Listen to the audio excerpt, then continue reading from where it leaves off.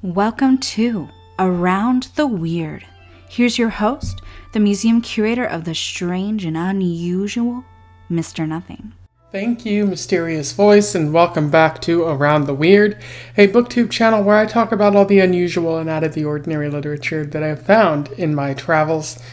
It is the month of Spooktober, so as I wanted to focus on another spooky themed book. And this one was on my 2023 TBR, which I'm happy to say that I made through a good chunk of it. I think there might have been a book or two here that I didn't get to, but for the most part, I accomplished what I set out to do. And today's book is all about haunted houses. I am referring to The Haunting of Hill House by Shirley Jackson, which was published in 1959. I've talked about Shirley Jackson on this channel before, so I don't need to go into that great of detail, but she was an American author who lived in the early to mid 1900s. She was known for writing mystery and horror, and she wrote quite a few books and short stories and whatnot, including The Lottery, which I've talked about on this channel before. Really good short story that made me think about quite a few things and made the people of the time think quite a few things, as she got a lot of fan mail about it when it was published. So she's won a number of awards for her work as well. And this is really her first book that I'm reading. I have mixed feelings about, but I do want to check out more of her work in the future. And to let you know, I also plan on spoiling the book in this in the summary section as I talk about this book. So if you plan on reading it, which I might recommend, I might not. I'm a bit on the fence about this book. Go read it and then come back and watch this video when you're finished. So without further ado, let's talk about The Haunting of Hill House. I will read it, do a little bit of analysis, I'll do a summary, a little bit of analysis, and we'll move on from there. So The Haunting of Hill House focuses on Dr. Montague and the three strangers that he's invited to investigate Hill House. Dr. Montague is a paranormal researcher who has heard about Hill House and how it might be haunted and how it has a tragic backstory. And so he invited a number of people, but only two people really bought into it, and like a third has to be there at the request of the family who own the house because they don't want these strangers kind of living there. And so one such person is a woman named Eleanor. She has a bit of a tragic past. Her mother died after she had to be her caretaker, essentially. And she's not really close with her family. She even steals the family car to get to Hill House in the first place. She has a good time in Hillsdale outside of Hill House, but when she gets there, she realizes that the house looks pretty sinister. And she has a temptation not to actually go and stay there, but she bypasses it. Even after one of the groundskeepers like tell her not to stay there because the house is bad, but she chooses to ignore them. And there she also meets another artist woman named Theodora, as she's known. And they get along pretty well. They seem to become quick friends, potentially even more. And they, I think Theo even likens their friendship to cousinhood or something like that. And we also meet Luke, who's a very casual, laid-back kind of dude. He's there at the request of his aunt, but she kind of doesn't want Luke to be there because she thinks he's going to steal from the house, although the narrator notes that that would be too much effort for Luke, because then he'd have to go and like trade that in for money, which is an extra step that he doesn't want to do. So he's just along for the ride. And once everyone is gathered, Dr. Montague tells them all about Hill House's past, specifically how it was designed by a man named Hugh Kane, who intended for this house to be sort of the domicile for his family, including his grandchildren, but through death and through bad blood and whatnot. That is not what ended up happening, and the house ended up switching lineages over time because of shenanigans and whatnot, and it ended up in the care of the Sandersons, which Luke is a part of. And they have chosen not to live in the house because it seems sinister and wonky things are happening in that house. And indeed, we see through the story that the house has strange dimensions. Sometimes people can't see each other, even though they expect to, from like various windows and whatnot. And there are weird noises in the house, along with cold spots that Dr. Montague is interested in figuring out more about, although the house is constantly shifting in ways that make it hard to really study it. At one point, Theo's someone writes on Theo's bedroom wall that the help Eleanor help or something like that. Eleanor claims not to have written it, and it seems to have been written in blood, and it also ruins some of her clothing. So Theo moves into Eleanor's room, where they become a little bit closer in the process. A short while later, Mrs. Montague, Dr. Montague's wife, arrives. She is also a bit of a paranormal researcher, and she brings a planchette, which is like a Ouija board, in order to study the house a little bit more, along with her friend and associate Arthur, although Arthur really seems like her boyfriend, to be honest, in this story. He doesn't really seem to have a purpose here. But they can't really seem to figure out anything about the house. None of their readings pull up anything. They aren't experiencing anything in the way that Dr. Montague and the three others are experiencing things. Even when the house shakes, like Eleanor and company experience that, but Mrs. Montague doesn't seem to be doing that.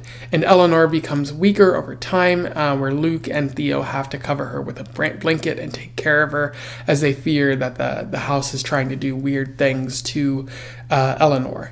And at one point, Eleanor even asked to live with Theo because she feels that she's gotten closer to her, but Theo dissuades her from trying to do that. And it seems like they're having a bunch of different arguments that might not be actually connected to what's happening in reality. And so Eleanor is kind of frustrated with that. And at one point, it seems like Eleanor becomes possessed by the house, determined to run away and sort of hide from Theo and the others. And there seems to be a connection to Hugh Kane, even though Eleanor doesn't have one in real life. And she might even be hallucinating a bunch of things. But the others eventually find Eleanor and rescue her as she's in a precarious situation. And the others become afraid of Eleanor. They're unsure what is happening to her, and they think she might even be psychically linked to the house in a way that she's making everything happen with her mind or something like that. And so they finally decide to ask her to leave, as it's like very unhealthy for her to be at the house. And she is very resistant to this, and even tries to convince Theo to let her stay with her again. But it seems they're all set on having her just leave. And as she's driving away, she just puts her foot on the accelerator and drives into a tree, which presumably kills her. And as the story comes to a close, we see that Montague kind of retires from his academic life after people seem to not really care about his writings on the encounter in Hill House. And even Luke ends up going to Paris at the behest of his aunt, who hopes that will set him on a straight and narrow path. And that's really the story, where the story ends there. In terms of analysis, there's a fair bit to talk about with The Haunting of Hill House. One of the themes that Jackson is working with here, the central kind of idea, is that of being haunted, which makes sense. Everyone believes Hill House to be haunted or unnatural in some way. Haunted in the sense that doors open and close at will. There doesn't seem to be any rhyme or reason, and so the only explanation that you can possibly give to this horrific place is that it must be haunted. But the other explanation that people seem to think about is that it's unnatural, that Hugh Kane was simply not in the right state of mind, and so he created the most bizarre house imaginable, and so to step foot in it disorients you in a great way. And so while you're not being haunted, you are being made to feel like you're not on this plane anymore. It still produces a haunted feeling, but just psychologically speaking there. And everyone's first impression of the house is that it's hideous and monstrous, and nobody should actually live there. Even though the surrounding countryside is very beautiful, this house just stands out as something that nobody should be near. There's an interesting quote that I would like to read to you from this. She turned her car onto the last stretch of straight drive, leading her directly face to Hill House, and, moving without thought, pressed her foot on the brake to stall the car and sat, staring. The house was vile. She shivered and thought, the words coming freely into her mind, Hill House is vile. It is diseased. Get away from here at once. And that's Eleanor sort of coming to Hill House and feeling that this place is diseased, like this place is not normal, and the best thing to do would be to leave right away. And in a way, like that's getting at the haunted feeling, but it's also a sort of warning of things to come. That in a traditional horror story, you have that last moment before everything goes wrong for the main characters, and this is it for Eleanor, a chance to escape unscathed, so to speak. But you have to ask a question like, is Hill House truly haunted? Is there a haunting that's taking place, or is this simply abnormal, like infrastructure or something like that, like an abnormal house that causes weird feelings?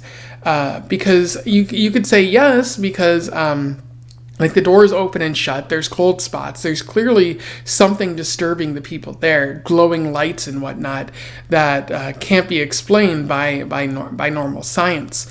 But on the other hand, Mrs. Montague and Arthur experience nothing while at this house.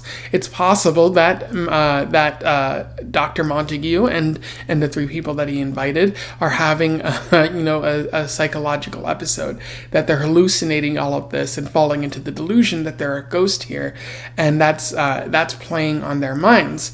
Or possibly the house is playing even further tricks and lying to Mrs. Montague, and that there's nothing bad happening here, which only further stands to aggravate Dr. Montague and others, because how can she not see it? Like, there's clearly ghosts here and whatnot. But another potential explanation that I think Jackson leans pretty heavily here is that this is a psychic experience for Eleanor, that she had like a psychic experience when she was younger, and that paired with her troubled family relationship and the fact that she's at a weird point in her life in this story, like that's all playing out. Like she's hallucinating a lot of things and she's making the other things happen in her mind. And so by her being here, that's what's causing the hallucinations and the ghostly experiences. And only at the end of the story do Dr. Montague and Theo realize, and Luke realize, what a mistake it was to invite Eleanor, because this is forever injured her mentally speaking. And the quicker they can get her away, the easier it will be to hopefully make sure that she forgets this and it doesn't have a lasting impact on her. But clearly that doesn't work, as she ends up dying at Hill House. So this haunting has claimed her life. Another interesting sort of theme that Jackson works with here is that of labyrinths. Hill House has a complicated layout. The characters describe it as like a maze of hallways, and when doors are shut, you never really know what room you're going to enter in. And even when the doors are shut, if someone calls for you, you don't know where that call was coming from. So you have to find your way through the house. And if you don't have any markers, and even if you do put a marker down, it might get erased by the house. It can disorient you and create more confusion and more fear. And again, there is that confusion in navigation, not quite knowing where you're going. Like the house already looks pretty weird and gives off an eerie vibe. That confusion is going to further affect your mind and whatnot. And it's going to create separation from the others, much like in the Greek myth of the Minotaur and the Labyrinth, where if you became separated from the others, that could result in the Minotaur grabbing you and potentially killing you, which certainly isn't good. Like the Minotaur in this story would be the ghost or the presence of the house or something like that. And Eleanor's mind kind of turns into this at various points in the story. because we see that her mind is sort of fractured and breaking down. She's hallucinating things. She's having conversations with other characters that don't quite make sense. Almost like the house is speaking through her in a way, I think you could argue. And so her mind becomes its own labyrinth, and the reader is left to wonder what is actually happening to Eleanor, and what is just a result of the psychic experience, or what is the result of the haunted house. So I do like how Jackson does that at a couple points in the story, although it can also be a little bit problematic, as I'll note later. It's also worth talking about how Jackson talks about Eleanor and Theo. It seems to be a very positive portrayal of a female friendship, especially how quickly they get to know each other, and as Theo says, they're practically like family, like cousins at the beginning of the story. And as the story goes on, like their relationship does become a bit fractured the longer they spend in the household. But it's really weird because they start having conversations, start having arguments about things that don't quite make sense. It seems like, again, there might be a hallucination taking place on Eleanor's part, or an imagined connection that she sort of latches onto Theo because she had a problematic family upbringing and whatnot. And so, like, there hasn't been someone like Theo in her life to provide a friendly connection or anything like that. And so she's kind of developing a little bit of an obsession with Theo. Or, again, the house could be playing tricks on her mind and whatnot, and getting her to invest in a friendship that isn't really there. But another potential exploration that I think you could make, another thing that might be there, might not, is sort of a gay relationship forming between Eleanor and Theo. That Eleanor might be gay, and that in Theo she sees a potential lover, and that's why she invites her, or like asks to move in with her, because she senses that there's a strong love there and whatnot. And Theo rejects her either because she herself isn't gay, or because she doesn't want to acknowledge the truth about herself, that this house is revealing a little too much, and that for her it would be much better for her to just be able to distance herself from this entire situation, so she doesn't have to confront a truth that maybe she's trying to hide, especially for the time that this was written, because 1950s were particularly hostile towards LGBT groups. Any time is particularly hostile, but especially 1959. It couldn't have been easy for if you were LGBT. Now, it's entirely possible that I'm making up this sort of relationship that might exist here. It's possible that's not what Jackson intended, but based on the writing, based on what Eleanor and Theo say to one another, it really seems like there might be some deeper sort of love, romantic element there that exists, and certainly adds a little bit more to the story. I also want to note that I like Jackson's use of humor here, particularly with the characters even acknowledging that it's weird that they're using so much humor, but it's the only reasonable explanation, because they're facing some deep level of horror that something bizarre is going on in this house that they don't quite understand. And the only thing to do is just laugh about it eventually and say, yep, this is certainly happening. And I definitely wouldn't have thought this like a month ago, but here we are. It's a bizarre situation, and I'm doing my best. So Jackson's use of humor in the face of overwhelming horror is particularly well written here. Of course, there are a couple of problems with this story. I do have an issue with Jackson's indirect language at times, not being direct and forward with what's happening in the story. It can make it hard to follow and figure out what exactly is going on, like what events are taking place, or if any events are happening at all. Just trying to figure out the chain of events of the story is a challenge. And I get that that's probably Jackson's intention, because in this house, time is weird, and Eleanor certainly doesn't know what's happening at some points. So that would add to the horror and add to the mental breakdown that she's dealing with. But again, it does cause a little bit for me to suffer in this story, because I can't quite figure out what exactly is happening there. And then another problem is Mrs. Montague and Arthur. They kind of appear midway through the story, and they drag down the story, particularly with their banter and there are weird shenanigans that take place, like, I get why they're there in order to sow some doubt and bring up the question of whether any haunting is actually taking place. But the dialogue between Mrs. Montague kind of strikes a different tone with the story, or like it mars the tone a little bit. You're going for like a spooky haunting, and here are these characters like just making a bunch of jokes and making it seem like it's no big deal, and it clearly is a big deal for Eleanor. So I have to say, like, I feel like Jackson could have done what she wanted to do with Mrs. Montague, or with that part, without making it feel so hammy at times. Anyway, those are my thoughts on The Haunting of Hill House by Shirley Jackson. A fun story, but I feel like it suffers from a big problem in that Jackson never fully connects the characters to what's happening in the house. Like, she tries to touch upon their on their backstories, especially Eleanor, but I don't feel like a full connection is ever made. And so it's an interesting sort of haunted house story, but I feel like there's a piece missing that manages to connect the horror to something greater, and it just falls short of being a truly great story. But I do feel like there are many out there who, if you're looking for a good haunted house story, a good October story, this might be the thing for you. But I feel like it's falling just a little bit short for me.